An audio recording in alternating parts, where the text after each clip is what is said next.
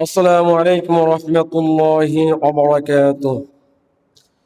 إن الحمد لله الأكرم الذي خلق الإنسان وكرمه وعلمه من البيان ما لم يعلم، فسبحان الذي لا يحصى امتنانه باللسان ولا بالقلم، ونشهد أن لا إله إلا الله وحده لا شريك له، ونشهد أن سيدنا وسندنا وحبيبنا ومولانا محمدا عبده ورسوله الذي أرسله بالحق بشيرا ونذيرا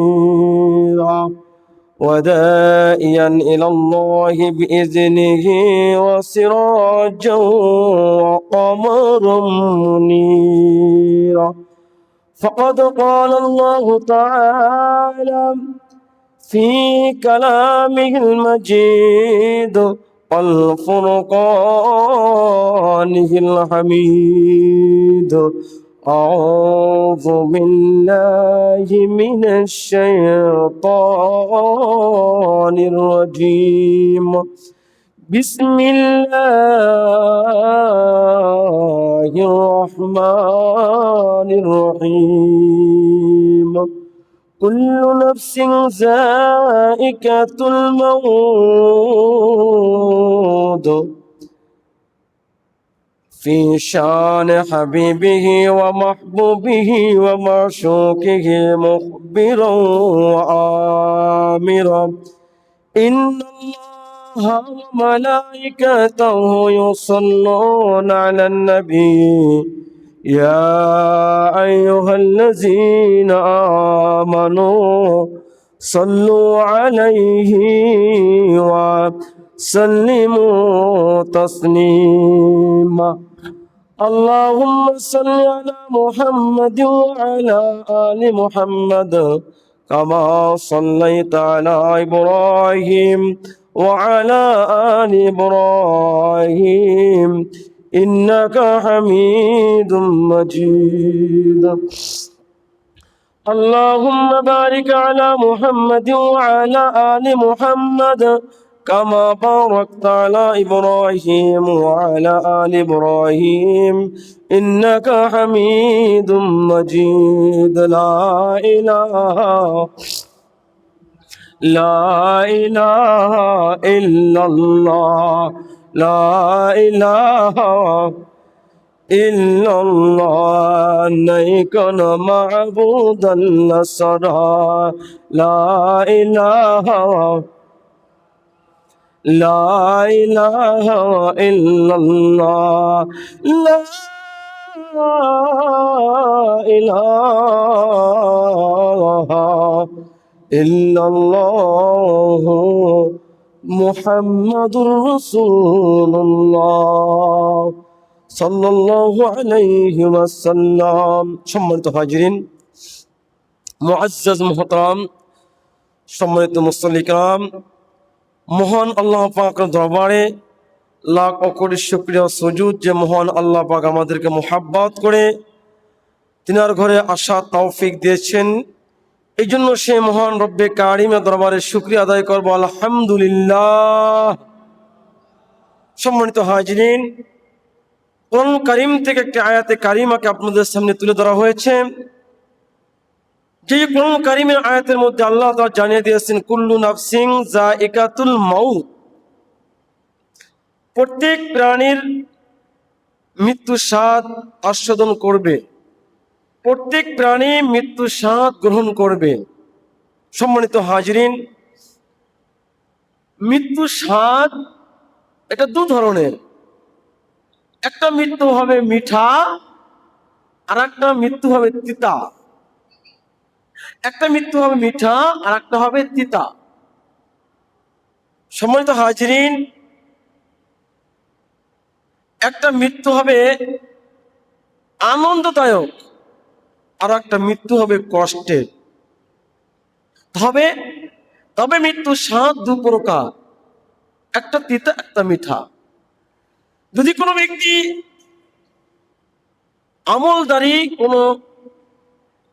আমলদারি ব্যক্তির মৃত্যু হয়ে যায়, তাহলে ওই ব্যক্তির মৃত্যু হবে মিঠা মৃত্যু।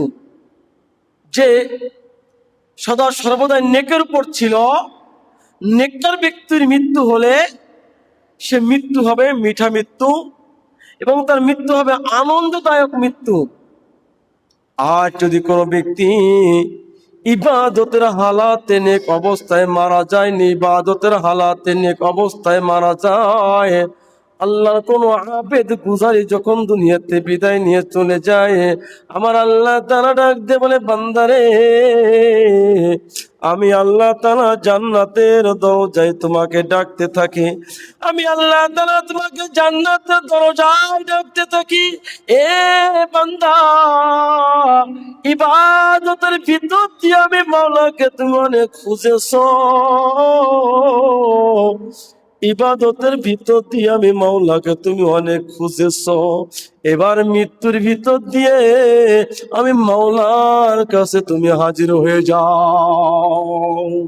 আল্লাহ তাআলা জানায় দেন, ইয়া আইয়াতুহান নাফসুল মুতমাইন্না ইরজিই ইলা রাব্বিকি রাদিয়াতাম মারদিয়া ফাদখুলি ফি ইবাদি ওয়াদখুলি জান্নাতি।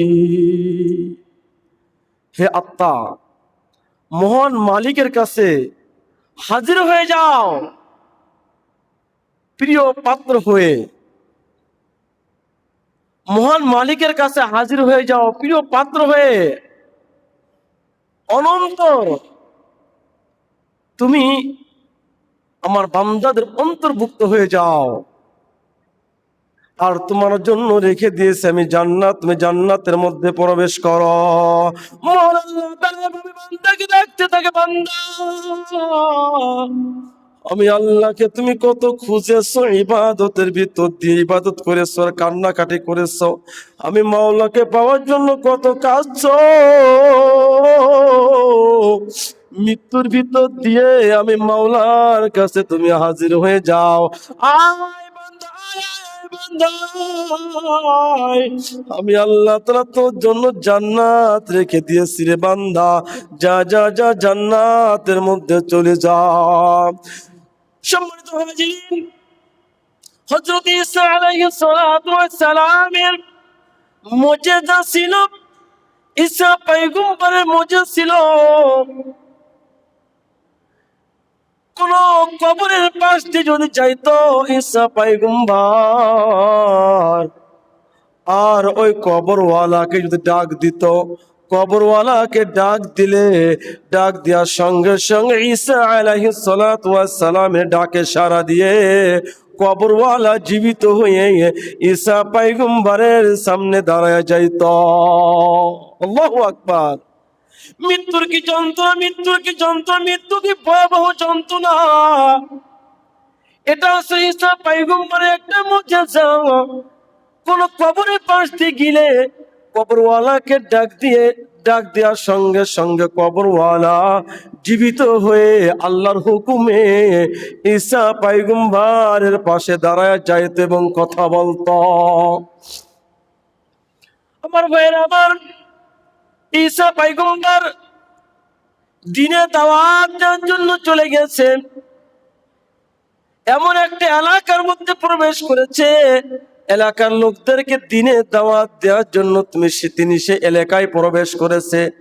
এলাকার লোকরা জিজ্ঞাসা করে, পয়গম্বর আপনি যে আল্লাহর নবী, আমরা কিভাবে বিশ্বাস করো, আমরা কিভাবে বিশ্বাস করব, একটা দলিল দেখান, একটা দলিল দেখান, একটা প্রমাণ দেখান, আপনি যে নবী, আপনি যে আল্লাহর নবী, যে প্রমাণ দেখে আমরা বিশ্বাস করব।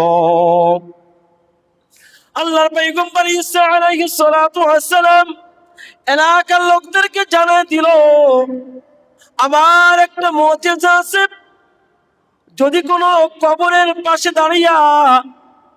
পাশে দাঁড়ায় কবরওয়ালাকে আমি ডাক দেওয়ার সঙ্গে সঙ্গে আল্লাহর হুকুমে জীবিত হয়ে সে আমার সামনে দাঁড়ায় যায়। আমি পয়গম্বর ঈসার সঙ্গে সে কথা বলতে থাকি। আল্লাহু আকবার।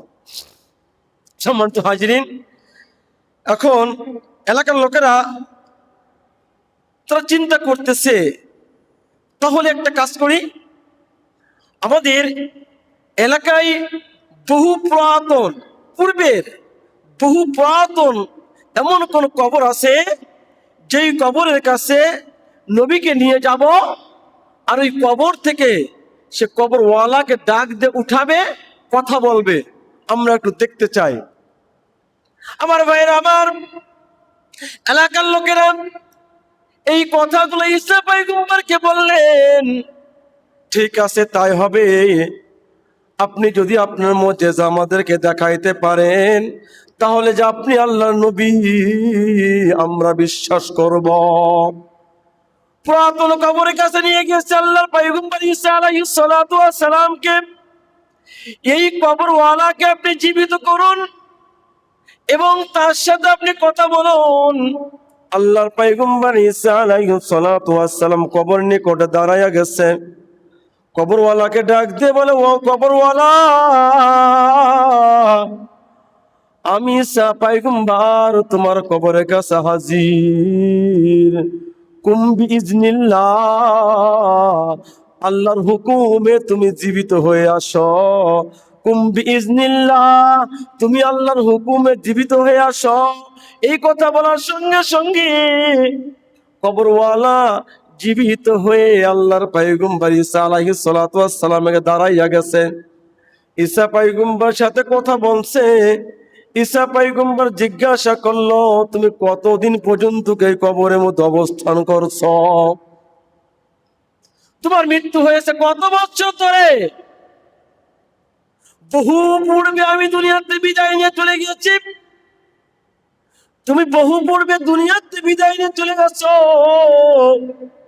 তবে তো তোমার চেহারার দিকে তাকাই মনে হয় তুমি একজন যুবক।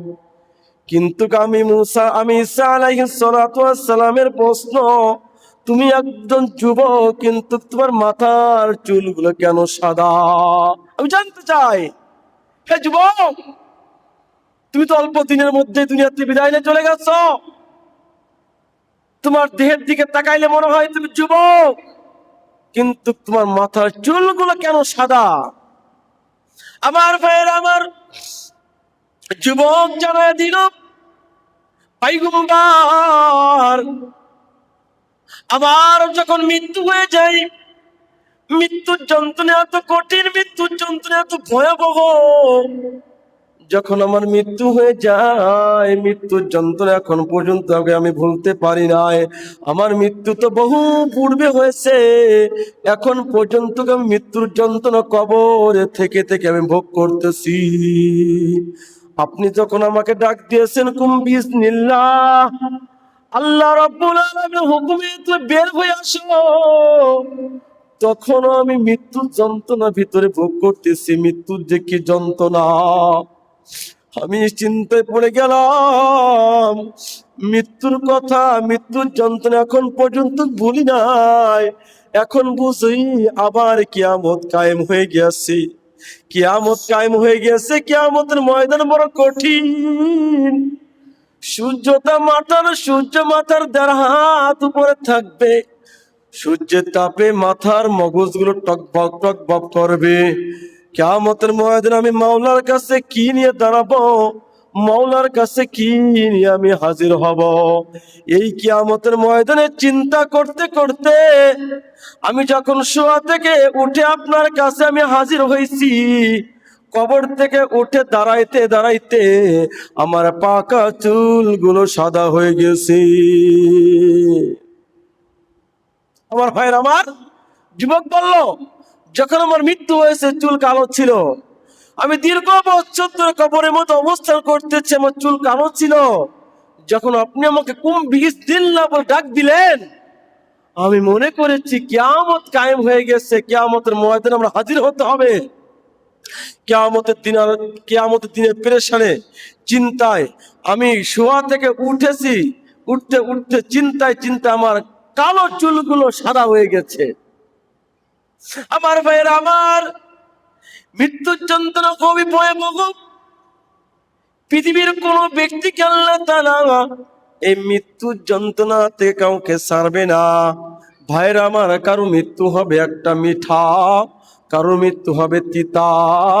মিঠা মৃত্যু যদি হয়, সরাসরি আল্লাহ রাব্বুল আলামিনের জান্নাতের মধ্যে আমার আগমন।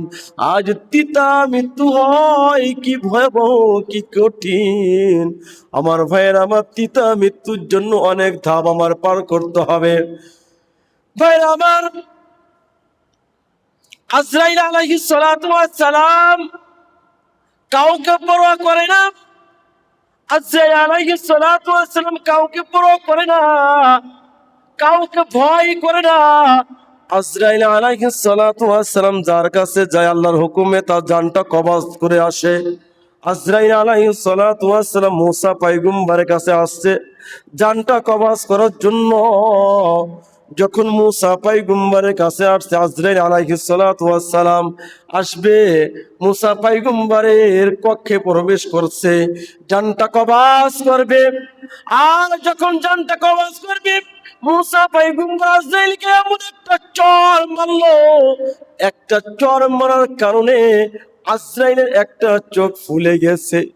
আজরাইল আল্লাহর কাছে চলে আসছে, আল্লাহকে বলতেছে, আল্লাহ গো, তোমার পয়গম্বর মুসা মনে হয় মরবে না। আল্লাহ, আমি জানটা কবজ করতে গিয়েছি, আমার এমন একটা থাপ্পড় দিয়েছে, থাপ্পড়ে আমার চোখটা ফুলে গেছে। আল্লাহ কয়, আজরাইল রে, তুমি যে মুসা জান কবজ করতে গেছো, তুমি কি মুসাকে জিজ্ঞাসা করছো যে আল্লাহর তরফ থেকে আমি আসছি আপনার জানটা কবজ করতে? তুমি কি মুসাকে জিজ্ঞাসা করছিলে? না, এইভাবে হবে না। আমার এই একজন নবী খুব মিজাজ গরম, এই মুসা কাউকে ছাড় দেয় না। তুমি আজরাইল দূরের কথা, তোমার থেকে বড় যে শক্তিশালী কেউ যায়, তার অনুমতি না নিয়ে জানটা কবজ করার জন্য তাকেও সে ছাড় দিবে না। তোমাকে তো কেবল একটা চর দিয়েছে, যেই চরে তোমার চোখটা ফুলে গিয়েছে। আমার এই মুসা, আমার এই পয়গম্বর অত্যন্ত মিজাজি পয়গম্বর। আল্লাহ কোনে কি করব? আল্লাহ কিভাবে তার কাছে গিলে তার জানটা কবজ করা যাবে? আল্লাহ তাআলা আজরাইল আলাইহিস সালাতু ওয়াস সালামকে শিখাই দিল, আজরাইল একটা কাজ করতে হবে, যদি একটা কাজ করতে পারো তাহলে মুসা তোমার হাতে ধরা দিবে, সে মৃত্যুর জন্য প্রস্তুতি গ্রহণ করবে, মৃত্যুর জন্য সে বারবার তোমাকে ডাক দিয়ে বলবে। কি কাজ? আল্লাহ ডাক দিয়ে বললেন, মুসার কাছে যাবা, আর মুসাকে বলবা যে আপনি কি হায়াত বাড়াইতে চান? যদি আপনি হায়াত বাড়াইতে চান, এই পশমী জন্তুর গায়ে আপনি হাত দেন। যদি আপনি পশমী যেই জন্তুর গুলোর গায়ে অনেক পশম, আপনি এই পশমী জন্তুর গায়ে আপনি হাত দেন, হাত দেওয়ার সঙ্গে সঙ্গে এই প্রাণীর গায়ে যতগুলো পশম থাকবে, আল্লাহ রাব্বুল আমিন আপনার তত বছর হায়াত বাড়ায় দিবে। আর যদি আপনি আমার সাথে যাইতে চান, আপনার জন্য একটা সুসংবাদ, কি সুসংবাদ? আপনি আমার সাথে যদি যাইতে চান, আপনাকে আমি নিতে আসছি, আপনি আমার সাথে যাইবেন। আপনার জন্য বড় একটা সুসংবাদ, যে আল্লাহকে দেখার জন্য, যে আল্লাহকে পাওয়ার জন্য দীর্ঘদিন ধরে আপনি আল্লাহর সাথে ভালোবাসা নিসবাত রেখেছেন, ভালোবাসা করতেছেন, আল্লাহর সঙ্গে আপনি কথা বলতেছেন, কিন্তু আল্লাহ আপনাকে দেখা দেয় না, আল্লাহ আপনার সঙ্গে দেখা দেয় নাই। যদি আপনি আমার সাথে এখন চান, মাওলার সঙ্গে আপনি দেখা করতে পারবেন। আমি আপনার মাওলার সঙ্গে আমি আপনাকে দেখা করায় দিব। আপনি তুর পাহাড়ে গিয়েছেন, আল্লাহর কাছে দীর্ঘদিন কথা বলেছেন, আল্লাহর সঙ্গে আপনার একটা মোহাব্বত তৈরি হয়ে গেছে, আল্লাহকে দেখার জন্য আপনি পাগল হয়ে গেছেন। আল্লাহ ডাক দিয়ে বলে, বন্ধুরে মুসা, তুর পাহাড়ে আসবা, আমি আল্লাহ তাআলা তোমাকে এক নজর দেখা দিব।